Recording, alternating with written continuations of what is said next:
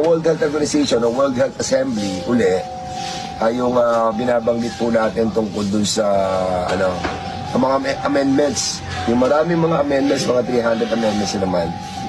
Yun ang sinasabi natin na Yung treaty. Oo, yung pandemic treaty na magdidesisyon na ang WHO. Ayun. Pag sinabi nila may pandemic, lahat ng bansa, 194 state member, pandemic na tayo. Pag sinabi nila itong vaccine na gagamitin nyo, itong gagamitin nyo. So basically, Parang ano yan? Oo. Parang control. Ayan, tinatawag na niyan. May one world yung ba yung Yeah, parang ganon. one world government? Health martial law, parang gano'n. Kapag sinabi nilang gano'n na, binded na tayo doon. Wala na tayong legally binded tayo. So sinasabi nila, panay itlog ang kakainin Oh, di ba? Panay itlog. Kainin kanin. Kung ano ibibigay nila, iaatas nila. Yun na yun. Iinumin nila na, pinainom tong gamot na ito o pinababaksin sa atin. Yun na yun. Yun na. Ba? Tapos ang mabigat doon, yung digital network. Yung mga cellphone natin, kailangan nakalink na sa kanila, sa WHO. Para alam nila kung nasaan ka. Tapos, hindi ka makaka-travel kung wala ka na sa cellphone mo na meron ka certification ng vaccine or anong vaccine na ginamit mo. So, yung global digital network system na tinatawag, global digital network system ang tinatawag na yun ay yun ang pinaka-passes mo para makamove ka, makaikot ka. Tatlo ng pinagkaiba yan. Ayan. Yes. Nangyayari na yan, brother. Marami na lang. So, ito ba yung parang itinatatak? Ayun, parang, kasi pag may ganun ka, kasi cellphone na tayo, di ba lahat? Wala namang hindi cellphone. Modern technology tayo. So para bang andun na rin yung meron silang tinatawag na social credit system na sinasabi doon sa amendments na yon that even yung mga sweldo mo kasi inuuti-uti na rin nilang tanggalin yung yung fiat currency, yung papel. Oo. So ginagawa na nila. Hindi nyo napapansin, nag-Gcash na tayo. Tapos paperless na, bibili ka na ng pagkain, panay i-ano mo na, QR code. So basically nakikita nyo, inuuti-uti na nila pera. Sa China, pag pumunta ka sa China ngayon, wala nang yung papel. Panay na, sa Japan, wala na rin, panay panay digital na. So meaning, kapag digital na yung mo, paggamit mo, so kung hindi ka kasama dun sa global digital network system nila, wala kang vaccine, wala kang certification, wala kang record sa kanila, wala kang internet. Alisin nila yun. In other words, kumbaga, hindi ka nila i-connect. So, kailangan nakaregister ka doon in accordance sa amendments nila. So, kapag nangyari yun, makokontrol ka nila. Kasi wala ka ng hawak na pera, hindi na naman nila i-recognize yung pera mo. Ang i-recognize na nila, yung cellphone mo. Cellphone na lang. Kasi nga, sa China nga, sa Japan, hindi na nga sila gumagamit ng pera masyado. Sa Amerika, panay QR code na. Seamless, sir. Wala na pong SIM card. Seamless na.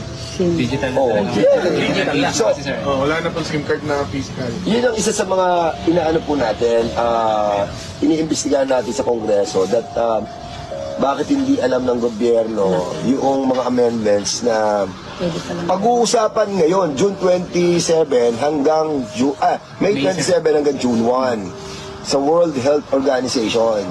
Lahat ng mga bansa nagpuntahan na doon, even yung Pilipinas. When we were discussing this, kasi sabi nila wala silang alam, di nila alam yung mga amendments. Kung hindi pa natin nabasa sa world news na merong ganong pag-uusap, mula ngayon hanggang sa June 1, doon natin makikita yung 300 amendments kung ito ay kanilang aaprubahan. Pag inaprubahan nila to, ayan na. After a year, it will be implemented. Yeah. So hindi lamang yun, meron tinatawag na infodemic. Di ba meron tayong pandemic? Yung mga pag-uusapan tungkol pagkontra sa pandemic, bawal. ang daming mabusisi talaga yung pandemic treaty na yan. Binasa ko lahat yan Saka yung mga 300 amendments, saka yung mga yung mga hindi tama doon sa amendments. And we hope yung ating mga kababayan maka-relate. Kasi mabigat to. Ako, pinakaano ko doon yung Global Digital Network System. Yan ha. Oo. Kasi yun, Tatakit eh. oo. Yung cellphone mo, yun na magiging wallet mo. Yeah. Wallet ng pera mo, wallet ng mga dokumento mo, Medical at even pag travel mo, hindi ka pa pwedeng wala nun. Wala nang data privacy sir. Hawak mo nila. Na. Wala na, sa ngayon, wala na namang global, wala na namang data privacy kasi pag nag-register ka sa cellphone mo, yung data mo, nakikita na nila eh. At ang mabigat doon,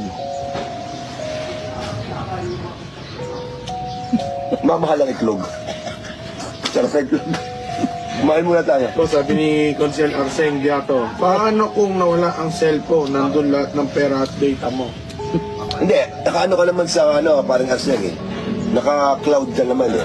Kailangan alam mo lang yung ano mo, yung Yung PIN number mo. PIN number mo, password, lahat. Walang makakagalaw. No? Wala makakagalaw, no? O, bili ka uli ng cellphone, tawag ka sa network, balik mo yung andun na uli yung May pera mo. system, may bayad. May Kasi, kailangan naka-password ka para hindi nila mapapasok yung cellphone mo. Pero basically, nakikita natin yung pag-evolve.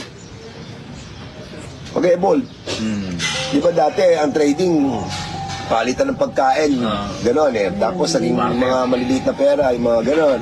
Tapos naging mga ganyan, US dollar, tapos ngayon, ayan na, digital na. At pag yan, digital na, alam na that. Wala na. Controlling na. Control na tayo. Controlling na tayo. Maniwala kayo. Well, kanya-kanya tayo ng pananaw. Pero yan, pinaglalaban ko sa Kongreso. Baka pagdating ng panahon, meron na lang chips na ipapasok sa katawan natin para wala na, di ba? Hindi, nakakatakot dahil. Ba't hindi sinasabi sa mga elected na parliamentarians yung tinatawag nating yung tinatawag nating amendments na yan? Alam naman natin nangyari doon sa di ba, sa vaccine, di ba? Napuwersa na iturok sa atin, di ba? Napuwersa na iturok sa atin ng mga ng gobyerno. Dapat hindi gano'n ang nangyari. Dapat yan, hindi siya safe and effective. Tapos at the same time, Voluntary na. dapat yun, voluntary or kung gusto mo lang. Di ba? Dapat may choice tayong gano'n eh. Kaso tinatanggal nila yung choice. Pinapwersa tayo. At sa pamamagitan ng hindi ka makakapunta ng mga malls. Hindi ka makakapasok sa school. Hindi ka makakapasok sa trabaho. Hindi ka makakalabas ng gano'n. Even ang mga barangay captains natin, pinapwersa mga dahil may utos. May utos sa DILG na kailangan massive yung vaccination. Di ba? Yun ang nangyayari. At we don't want that to happen again. Dahil nga nakita natin na millions of people around the world, around 14.9 million died because of that. Unknown index. Di ba? At sa tingin natin, it's a form of hindi ko alam kung paano. May mga maikitim na balak yung mga yan.